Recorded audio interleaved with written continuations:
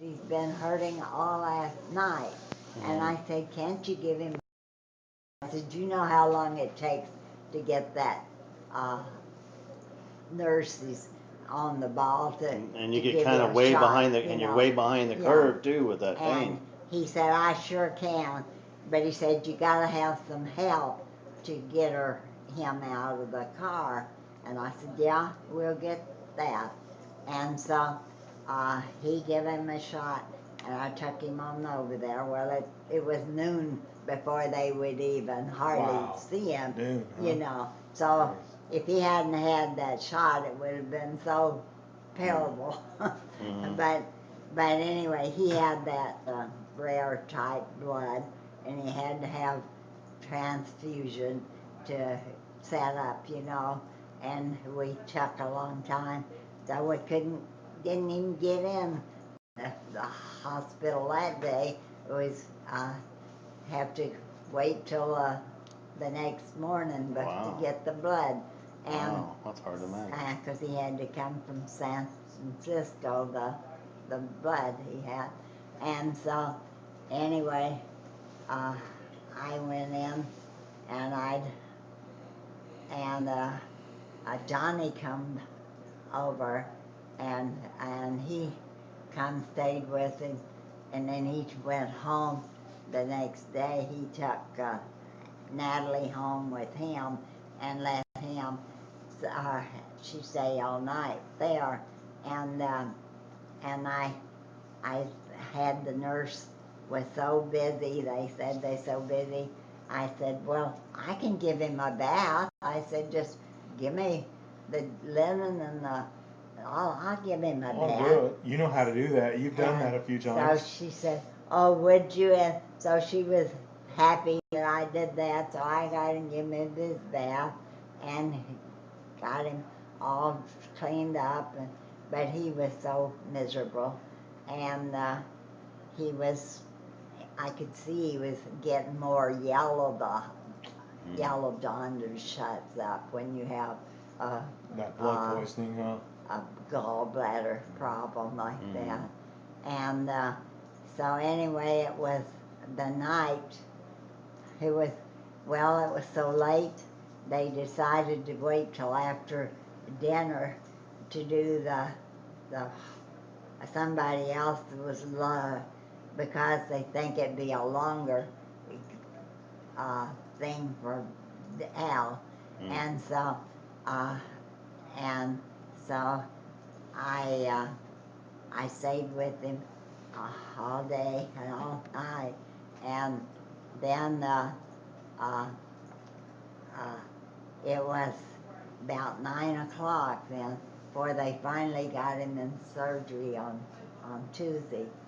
The Monday was a shot, so it's Tuesday, and so we no more get in and come out. Well, I knew something was wrong because you don't come out that or fast. Quick. Right. And so, come to find out, he said, well, they didn't even cut him, have to do anything because he was already so bad that they just put him on a tube in him, and he died at 7 o'clock the next morning.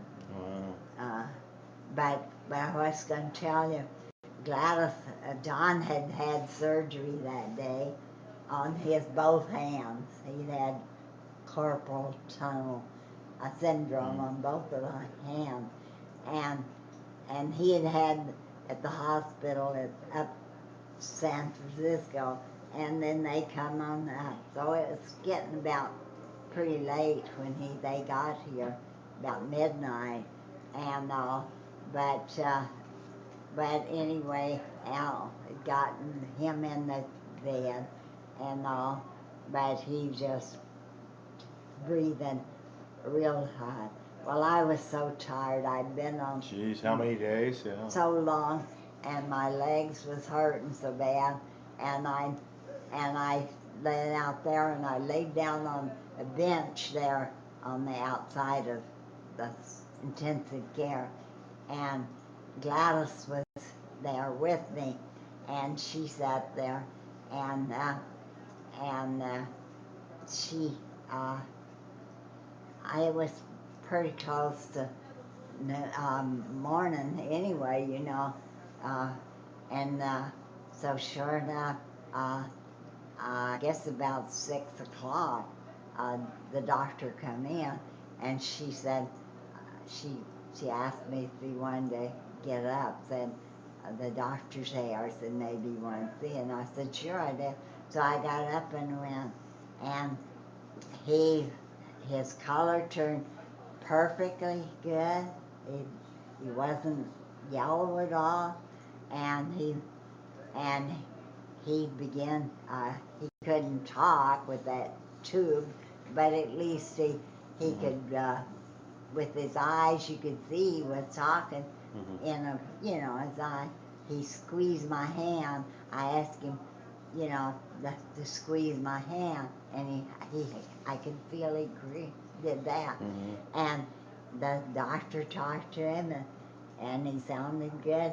And he turned around and went to the doctor's desk, and I saw the thing working, and I knew he was going, and I didn't say nothing. The nurse was there. I called her, and and Gladys comes in. Oneta, did you see that? I said, yeah, I sure did. I said, he's going, and so she come right quick and did her blood pressure and couldn't get it, and so anyway, they pronounced him dead, and I was over there, and it just come to me as I could see him as he's leaving, just like a rose. I said like a rose that budded, and it just opened up and opened little by little, and he was gone.